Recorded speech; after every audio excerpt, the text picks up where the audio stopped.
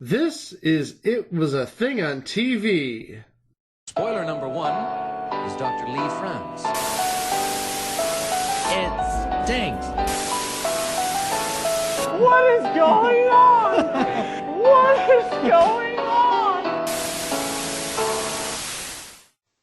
Episode 39, Submission 589, Nightstand with Dick Dietrick. Nightstand with Dick Dietrick aired in syndication from September 16th of 1995 through September of 1997 for 96 half-hour episodes or 48-hour-long episodes.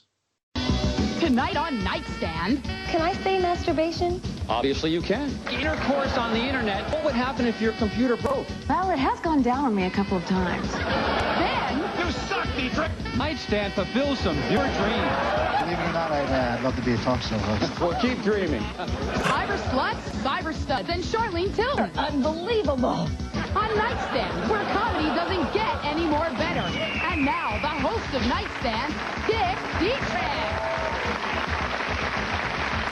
Thank you. Thank you. Thank you very much. Guys, I'm sure you remember back in the mid-90s, there were talk shows galore. Not only did you have Phil Donahue sort of coming to an end at the time, not only did you have Oprah, not only did you have Sally Jesse Raphael, but also you had some future installments like The Tempest Bledsoe Show. You had Jim J and Tammy Faye, also a future installment. You had even Mark Wahlberg having a show in the mid-1990s. But one talk show that was the best out of all of them, not Richard Bay, was Nightstand with Dick Dietrick. You mean it's not Richard Bay? Everything should be Richard Bay. Oh. Richard Bay on his own merits was a good show, but Nightstand with Dick Dietrick was in a class of its own. Yes. It was a spoof of talk shows. And the people behind Nightstand with Dick Dietrick would go on to bigger and better things in the future. It was created by Paul Abeta, Peter Keiko, and Timothy Stack. And you may be saying, who are those folks? Well, Abeta and Keiko also went on to do another future installment, Burt Ludden's Love Buffet. But also, they did another little show called MXC, the Most Extreme Elimination Challenge. Another show that's near and dear to our hearts. Say it, Greg. Rob Tussin, never forget.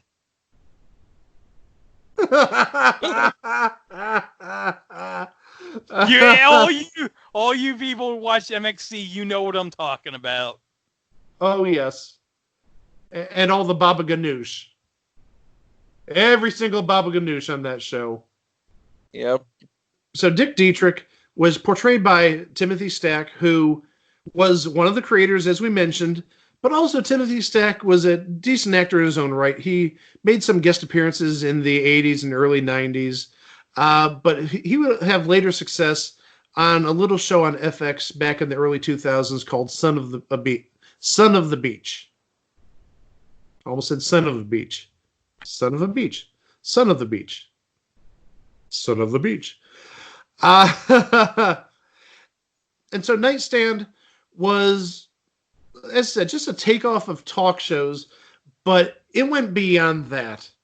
They used themes very similar to talk shows, talking about aliens, talking about relationships, talking about, anything you could think of that would be a reasonable talk show topic. And the big thing about this show was just all the play on words, the different gags, the double entendres. Now, I don't know about you guys. In this area, Nightstand aired at midnight on Saturdays. Did it air about that time in your areas, if you remember? I don't remember if it ever aired in the Raleigh-Durham area. All I remember is the first time I've ever seen it.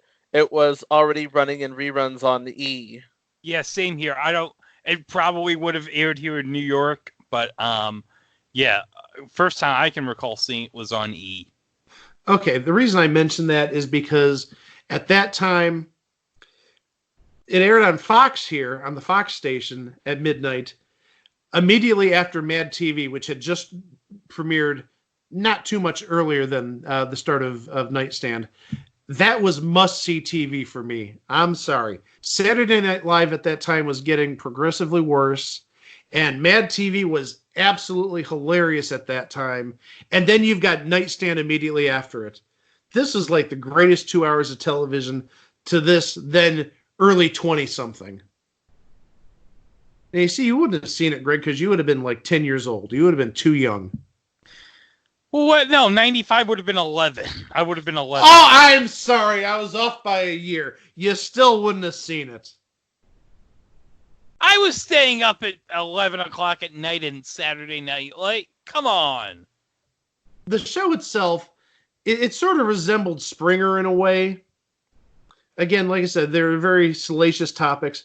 But also, there was an assistant. His name was Miller. And he was not unlike Richard Dominic on Jerry Springer's show at the time, where he'd be behind a podium running the show, and sometimes Jerry Springer would make a reference to him and they'd show him on camera. Miller was the same way. He was behind the podium producing the show, and sometimes Dick Dietrick would make a comment or say something, and you'd sort of see Miller shrugging it off. So there were many parallels to different talk shows here. Another frequent character on this show was played by character actress Lynn Marie Stewart, who's been on a ton of shows. She was just known as the audience member, and she'd appear in almost every episode and would be the audience member to ask a staged question. She was planted in the audience and would ask a staged question, which would elicit some type of reaction. Usually it's a double entendre or a play on words, and the rest of the audience, who was a regular audience, would laugh. They would find it hilarious. So you had one person planted in the audience among a real live studio audience, which is great. And the show did have some recurring guests. There was a guest that appeared frequently named Bob, who was involved in various depraved endeavors. The interesting thing about Bob, he was played by Christopher Darga, and a person who auditioned for the role of Bob was Vic Wilson. Where would we see Christopher Darga and Vic Wilson later? Ooh, can I answer? Go ahead. They would voice Vic Romano and Kenny Blankenship on the aforementioned MXC. Yes! Nice! That's why I said this is like one giant family. Abeda, Keiko, and you've got Christopher Darga and Vic Wilson. There was magic there between MXC and Nightstand with Dick Dietrick. So another semi-recurring character on the show was the Astounding Andy, who was a hypnotist / magician, and he was played by actor Steve Valentine, who would later be on the show Crossing Jordan.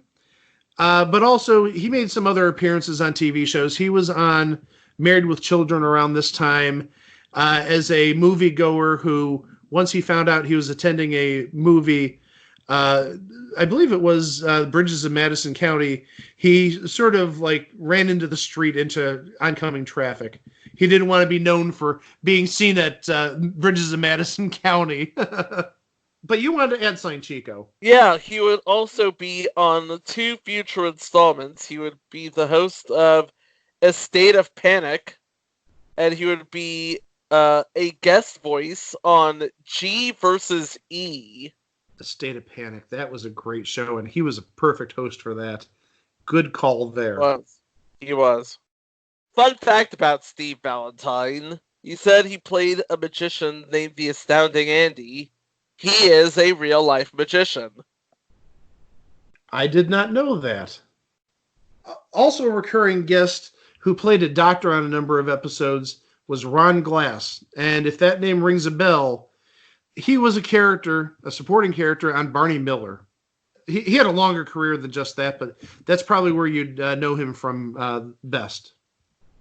It seems like the bigger the name, the less episodes that they appear in.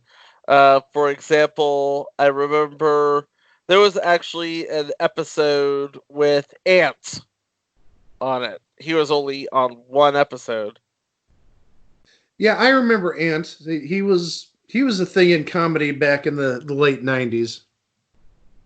Well, no, he lasted longer than the late 90s because he was on, what show was he on? Celebrity Fit Club?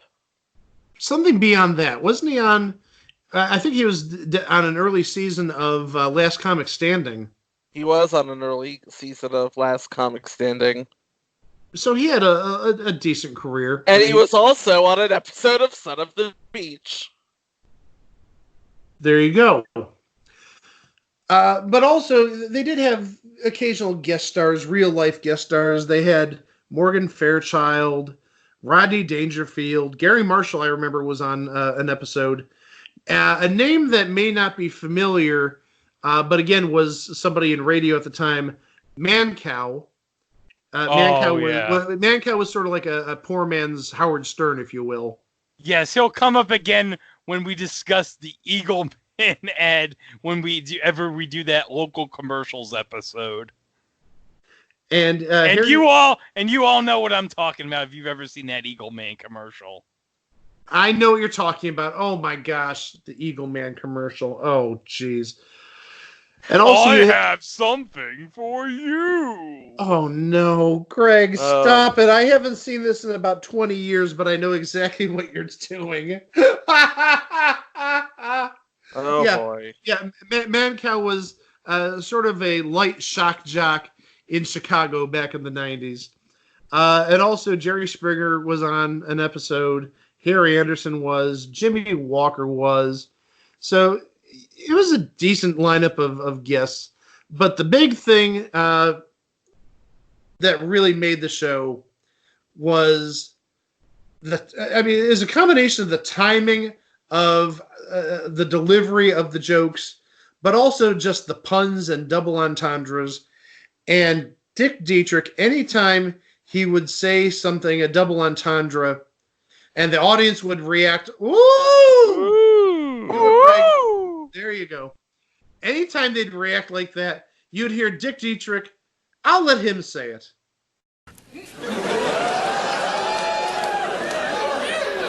Oh, no, people! Oh, we're pathetic. We're talking about the furry little creature. No, people, no. And ultimately, in the end of each episode, it really sort of was treated like a real talk show. There'd be resolution. The couple would get back together, or there would be the divorce or whatnot. So it actually played out like a real-life talk show, but it was a parody in and of itself. Absolutely hilarious. And as we mentioned earlier, it was on E! For quite a few years. I didn't know it was actually on E! For more or less 4 years. I'm absolutely shocked by that. But also, I'm sort of shocked that it's not even on TV anymore. You can't find it on Prime. There's a couple episodes on YouTube. It's a darn shame, because this was probably one of the funniest shows, if not of the 1990s, of all time, in my opinion. So one of the production companies behind Nightstand with Dick Dietrick was Big Ticket Television, also known as Big Ticket Entertainment or Big Ticket Pictures. And their first TV show they did was Nightstand with Dick Dietrick. But they would go on to much bigger and better things. Shortly after Nightstand with Dick Dietrick premiered, there would be a little show on UPN which they produced called Moesha. But then the following fall, in fall of 1996, they really hit the big time with a TV show, which is sadly going to be ending in the next year to year and a half, Judge Judy. But also on top of that, they did Judge Joe Brown. They also have done Hot Bench. So they've gotten around and have had shows which have been very popular. So they must be doing something right. Yep. Oh, interesting thing about Big Ticket. One of the people who founded it, Larry Little, he wanted to name the company Blockbuster Television after driving past the Blockbuster. Blockbuster, by the way, would be at this point owned by Paramount and Viacom and all of that. But ultimately, Viacom opposed the idea because they didn't know what the fate of Blockbuster would be at this time. So he just called it, well, what about that big ticket logo? Big Ticket Television. Now it's owned by CBS Television Studios, a division of Viacom CBS. Did you guys have any opinions about the shows, if you saw any online? Well, I saw a lot of it online, and I thought it was really well produced, and I thought it was one of those shows. I remember watching it when I was like 16, 17 years old and thinking to myself, no way this could be real. How is this possibly real? It wasn't real. Yeah, same thoughts Chico had. It was a very entertaining show, and you didn't even mind it wasn't real. It was just, it just captured the feeling of trash talk of the day. Yeah, and it was a very off-the-wall show, too. And, the people who were behind it were known for off-the-wall television. A couple of the writers, Larry Strother, Jim Drake, you know what they worked on, Mike? Can I say it again? You can say it again. MXC, the most extreme...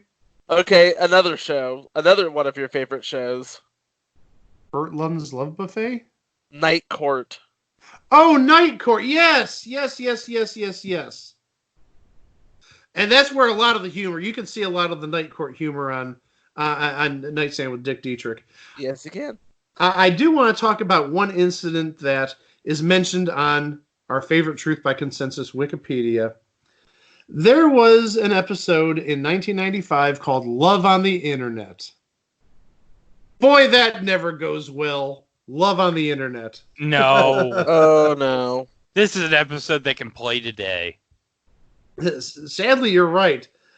There's one scene that unexpectedly went a little too far when Dick Dietrick tore the clothes off a male model named Cal to see if he could impress an uninterested young female guest who was looking for a date on the internet. Yeah, the problem is after ripping off the shirt, the model's trousers were next, and Stack accidentally pulled the model's underwear down as well. As a result, there was a brief and unscripted glimpse of male nudity, much to the shared shock of the audience and the performers.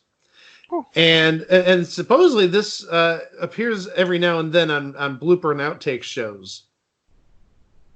I've never seen this. I've never heard of it.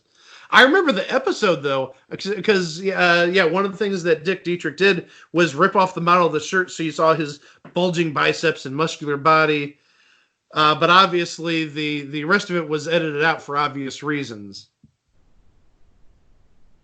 Yep. If you go to IMDb, that's probably the only image that comes up on the listing for Nightstand is Dick Dietrick with this guy who is the rippling muscles, and yeah.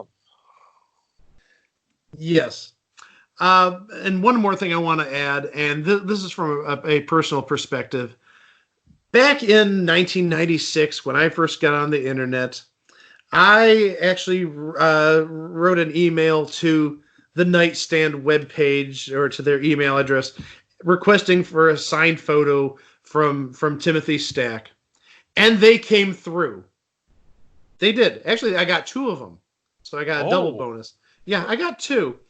The inscription on the photo, to Mike, and I'm not even kidding, this is what it says, and I'm guessing this is their informal term for fans of the show: thank you for being a dickhead. Oh my God! Oh, I'm not even joking. That's the inscription on the photo. Mike, thanks for being a dickhead. Timothy Stack. Oh, that's. I'm guessing you have that framed somewhere. I don't have it framed, but I have it. In a binder. It's safekeeping. Let's say that. Boy, now I can just see Greg and Chico going in there. Ed Begley Jr. TARDISes back to 1996, emailing Nightstand saying, "Can I get a dickhead photo?" I'm jealous. Mike has a dickhead photo. When we open the It Was a Thing on TV museum, that autographed photo of Timothy Stack's gonna be in the museum. Oh, you better believe it. That's gonna be next to the statue of McLean Stevenson. And the model of the Super Train. And the model of the Super Train. And the Superman balloon from the Thanksgiving Day parade, peeking its head. Oh, shit. And the picture of Tom Ballard. But yeah.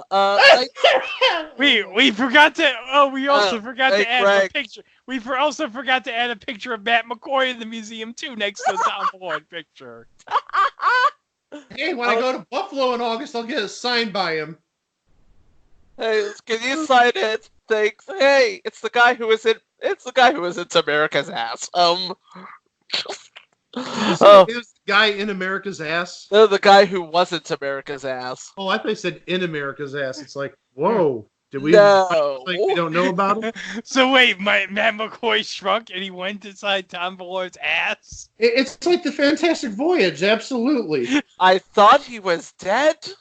Oh my god. But it's what would Bonnie Urseth say? I know what Bonnie Urseth would say. Nightstand with Dick Dietrick. Timothy Stack, comedy gold. It was a thing on TV. Oh, it was a thing on TV, and it should be somewhere playing.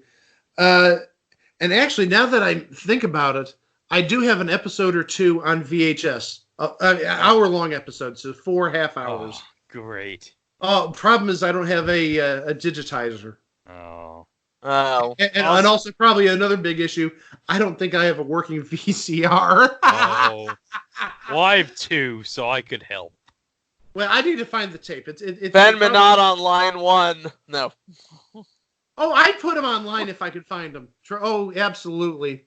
But that's regardless.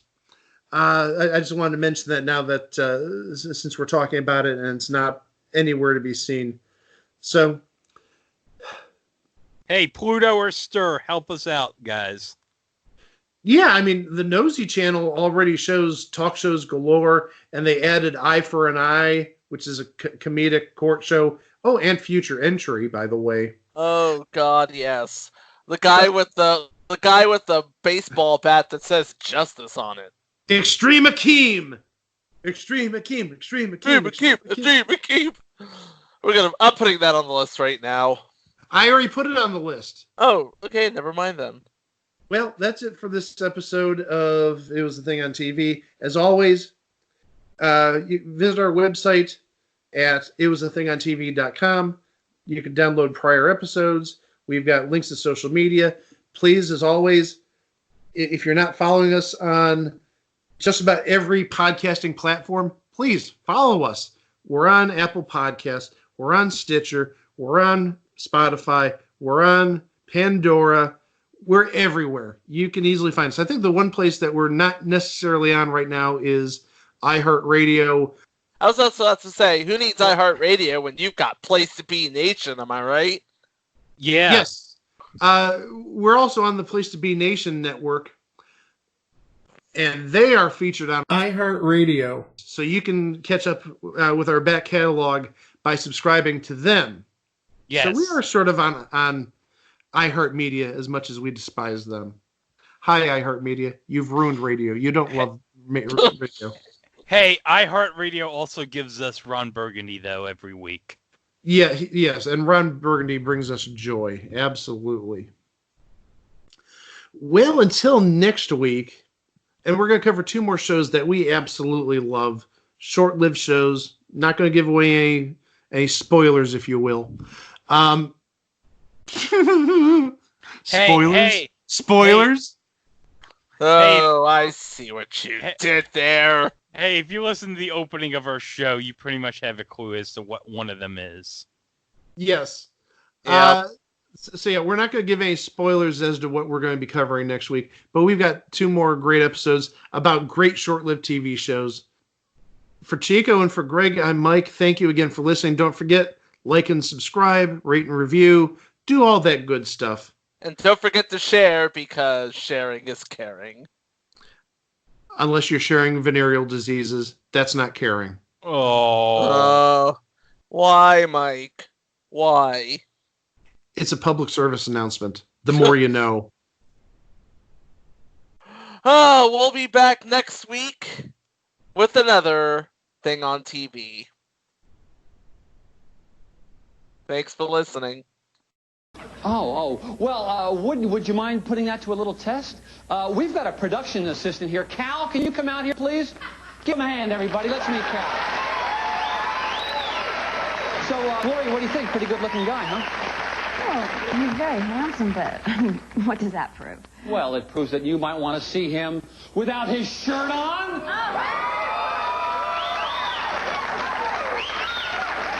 What do you think about that? He's okay. It's okay. What do you think about that? Huh?